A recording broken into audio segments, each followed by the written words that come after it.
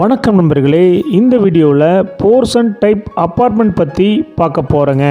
இந்த அப்பார்ட்மெண்ட் அமைஞ்ச location Coimbatore Sakthi road சரவணம்பட்டியில் அமைஞ்சிருக்குங்க.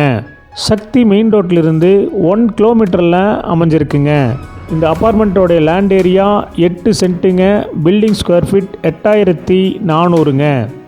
2 BHKல 6 போர்ஷன், 1 BHKல 7 போர்ஷன், மொத்தம் 13 போர்ஷனாக அமைஞ்சிருக்குங்க.